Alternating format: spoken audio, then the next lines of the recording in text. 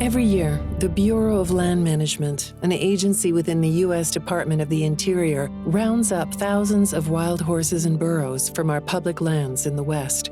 They are federally protected and live in designated habitats called herd management areas. Unfortunately, they have to compete for their resources with commercial interests such as livestock, oil and gas, and mining. Today, the BLM sets a national population limit of just 16,000 to 27,000 horses and burros on 27 million acres of public land.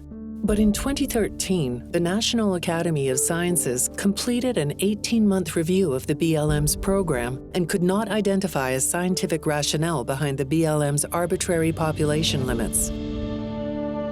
So to reach that number, every year they round up wild horses and burros en masse. And they do that through a few different means, but the primary one that they use is through helicopter stampede. They run horses for miles at a time. They're running them through really jagged and diverse landscapes. Families are separated, foals are left behind, and we believe that it's a really inhumane way to be managing these animals. Not only are the population limit numbers unfounded, but also the BLM allocates resources unfairly. The BLM manages 245 million acres of public land.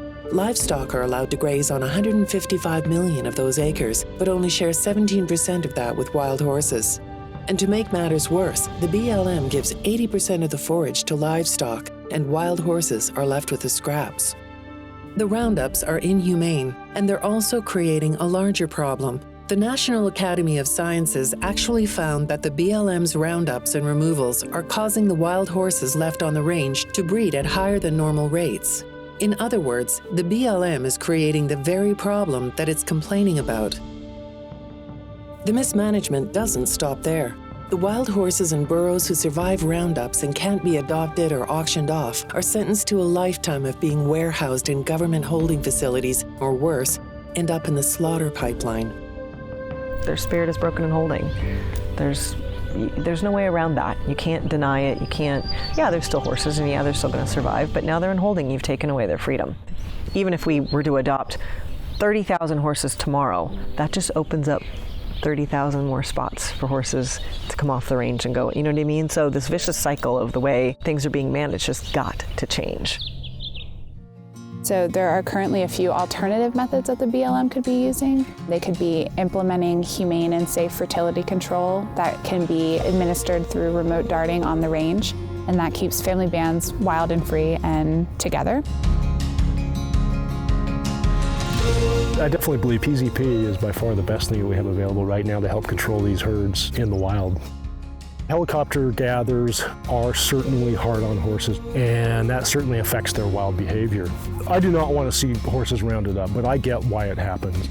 And we're trying to do everything we can to keep that from happening, and that's why we're out administering contraception to these horses.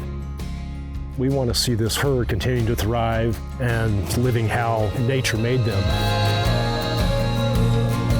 The PZP vaccine has a decades-long history of being used to humanely manage many wildlife species, including wild horses. The vaccine creates an immune response that prevents fertilization.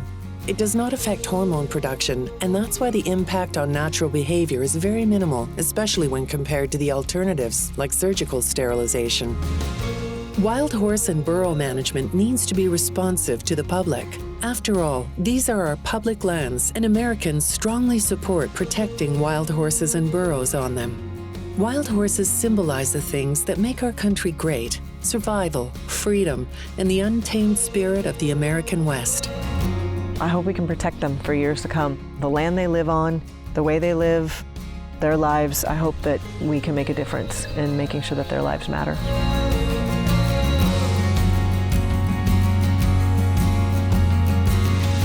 Please join us in the fight to protect these national icons.